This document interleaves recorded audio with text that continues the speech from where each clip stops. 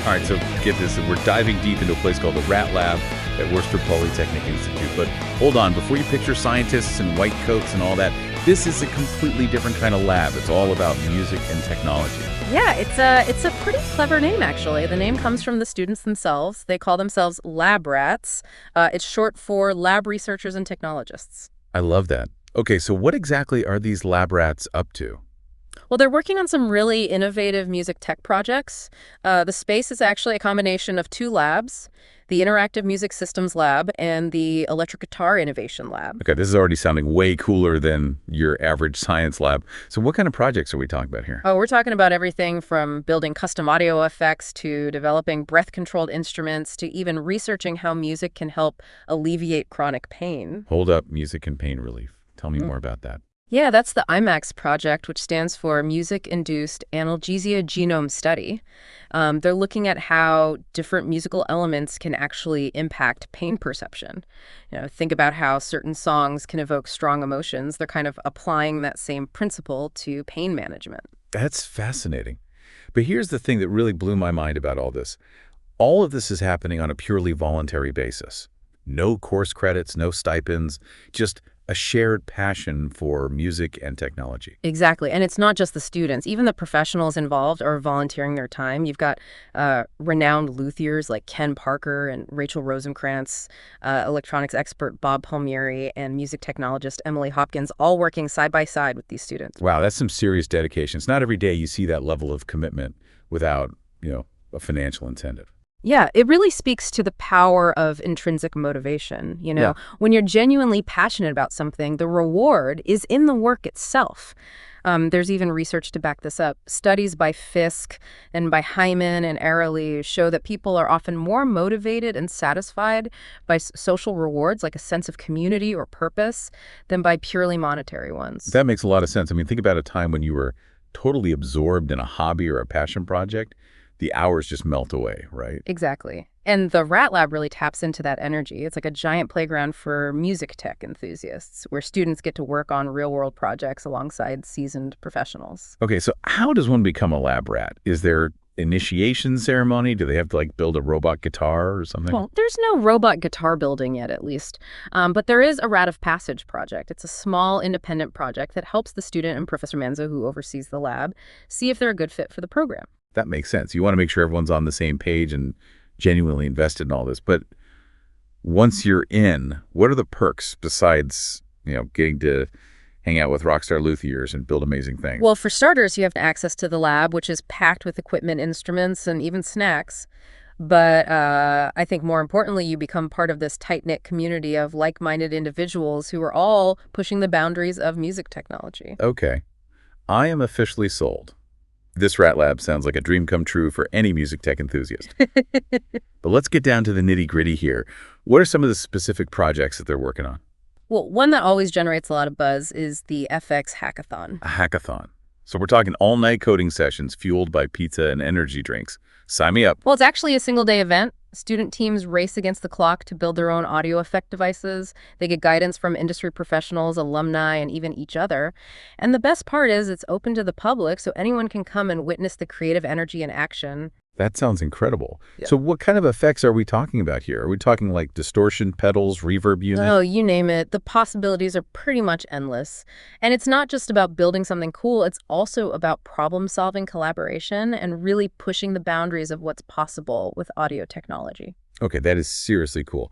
But I know they're not just building effects pedals. What else are they up to? Let's talk about Jambox. Jambox. That sounds like a musical instrument. You got it. It's a breath-controlled electronic instrument originally designed by Dave Whalen, a quadriplegic musician. The RATLab has been instrumental in developing both the hardware and software for Jambox. That's amazing. So they're not just creating cool gadgets, they're using technology to empower musicians of all ability. Exactly. They're constantly asking, how can we use technology to make music more accessible and expressive? All right, so we've got the FX Hackathon, we've got Jambox. What other musical marvels are these lab rats cooking up? Well, they're also doing some really fascinating work with Parker Fly guitars. Parker Fly guitars. Now, those are some seriously cool instruments. I remember drooling over those in guitar magazines back in the day. Sleek design, lightweight, and those innovative pickups. What are they doing with those? It's called the Fly Clone Project, and it's all about preserving the legacy of these incredible guitars. Unfortunately, the Parker Fly brand is no longer around, but the RATLab is working to keep these instruments alive and kicking. That's awesome. So what's involved in this cloning process? Are they building exact replicas? It's more about reverse engineering parts and making that knowledge available to Fly owners. They've created a public forum called flyclone.com where people can share information, find resources, and connect with others who love these guitars. They've even inspired a former lab rat to start a side business repairing and restoring Parker Fly guitars. That's a testament to the passion that this lab ignites. It's like a ripple effect, spreading that love for music and tech beyond the lab walls. Exactly. And that passion extends to understanding the industry as a whole. They have a project called Amplified Insights, which is a collaboration with WPI's business school. Interesting. What are they trying to understand about the guitar market? Well, the guitar market is constantly evolving. They're looking at trends, innovations, and what's driving the industry. They've even formed the Amplified Insights Consortium, bringing together industry professionals, researchers, and students to contribute to this open research project. It's amazing how they managed to blend all these different disciplines, music technology, business. It's a truly interdisciplinary approach. And that interdisciplinary spirit is woven into the very fabric of WPI's educational philosophy, known as the WPI plan. For those of us not in the know, Yeah. what exactly is the WPI plan? Well, it's a unique approach that emphasizes hands-on learning and real-world problem solving. Students are encouraged to apply what they learn in the classroom to projects that have a real-world impact. So it sounds like the RATLab is a perfect embodiment of the WPI plan in action. Absolutely. It's all about integrating research and education, creating this amazing feedback loop where classroom learning fuels lab research, and then those research findings feed back into the curriculum and inspire new projects. Do you have any examples of how that plays out in practice? Well, remember the FX hackathon we talked about? That actually started as a student project in a capstone course.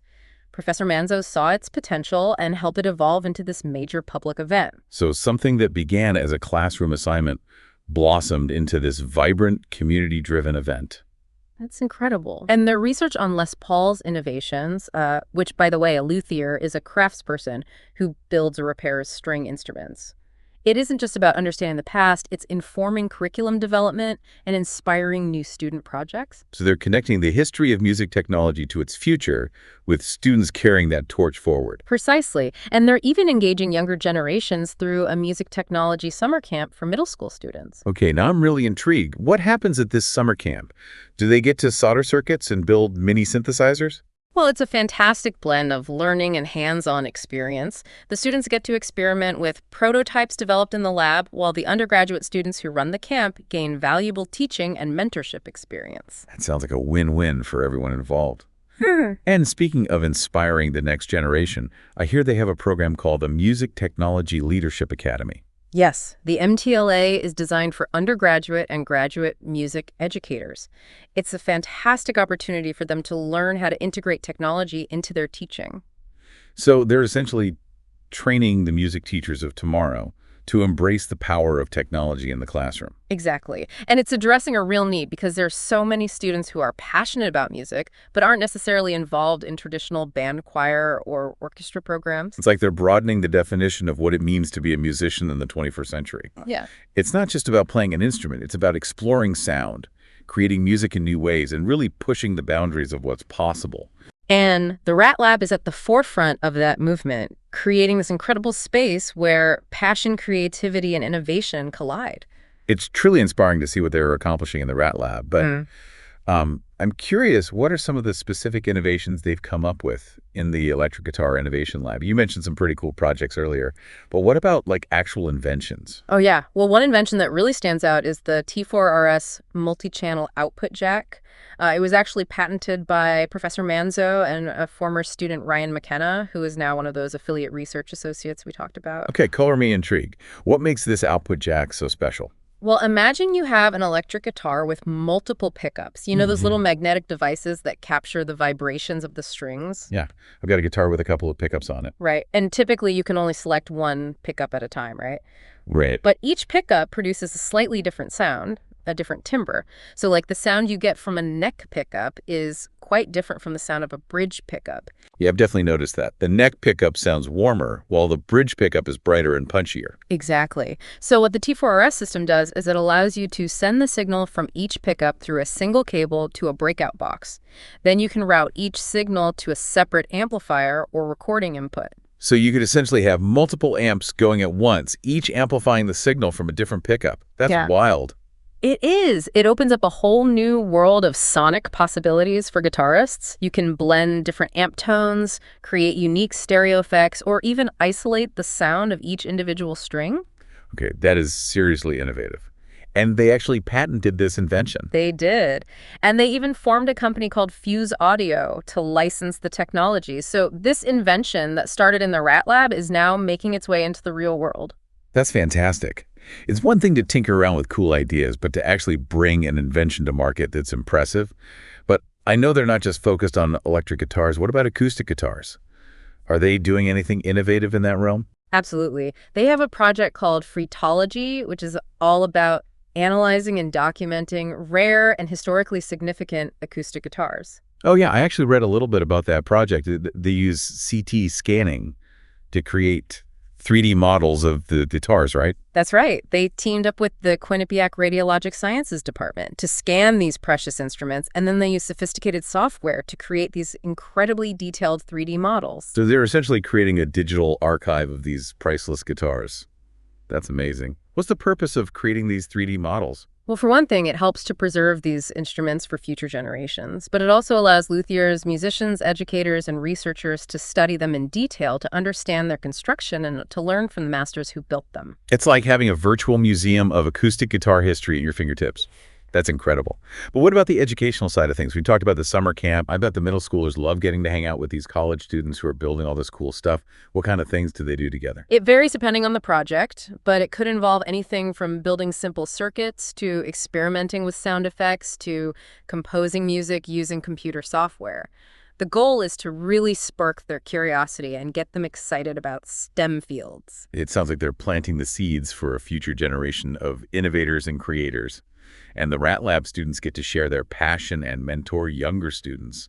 It's a win-win. Exactly. And it all circles back to the RATLab's core philosophy that passion, creativity, and a sense of community can fuel incredible things. Well, I think it's safe to say that the RATLab is more than just a collection of labs.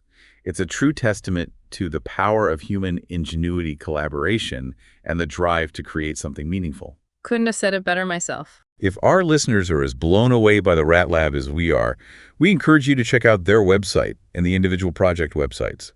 You'll find tons of information, photos, videos, and even some DIY instructions so you can try out some of these projects yourself. And remember, as Professor Manzo says, the history of musicianship is a history of tool making. So go out there and make some tools, make some music, and make a difference. Beautifully said.